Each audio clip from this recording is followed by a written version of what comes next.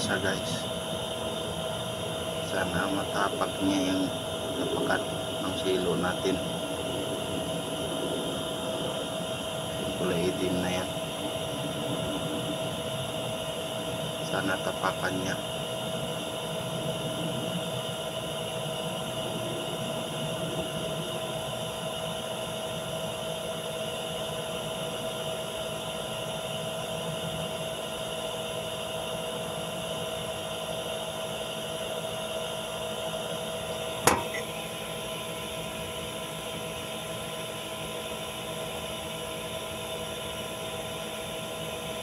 Sana utakan tayo. Paabante lang yan ngayon. Matik yan. Huli yan.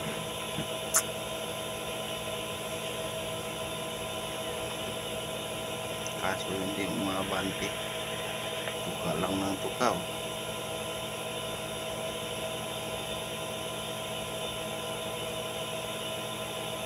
Kahit ngayong sisyo hindi tumapak talaga eh. Alam na nila eh.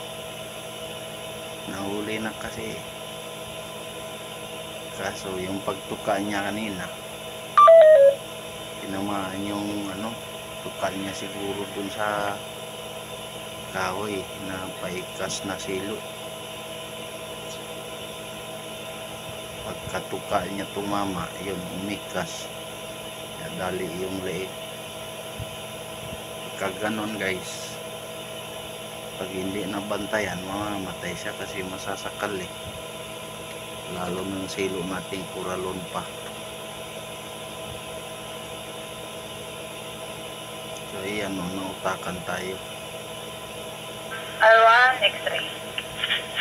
Hindi siya na tinatapak doon sa silo. Tuka lang ng tuka.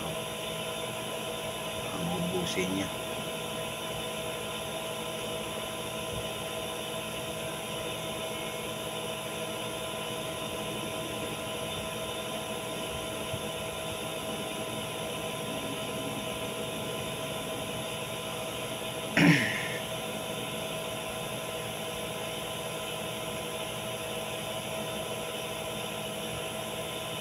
Susulong sana yan. Ganda sana yan kung may kasama siya.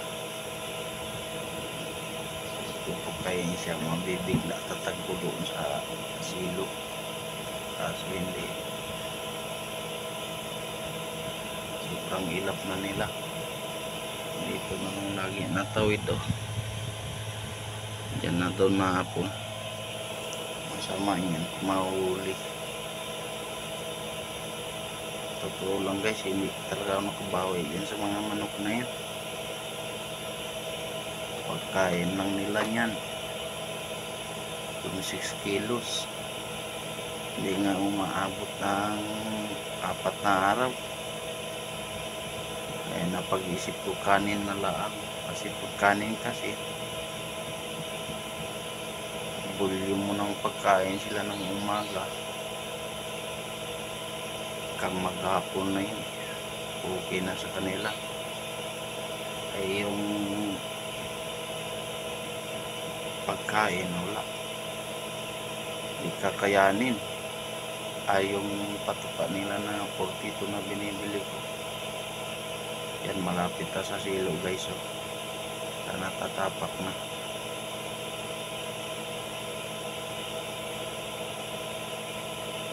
Kaso maatras. Nautakan talaga.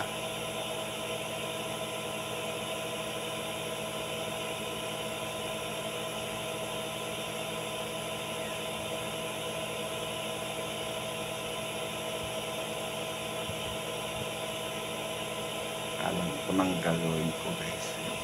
Uulatin ko to para tatakbo doon. Uulatin natin.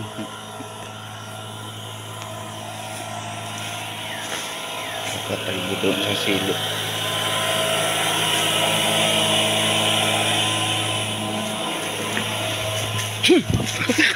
Puta ini. Di patuwa. Hindi pa talaga tuwa mga guys. Takot tingnan nyo guys.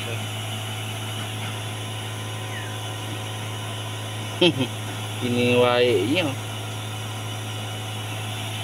Utakan talaga.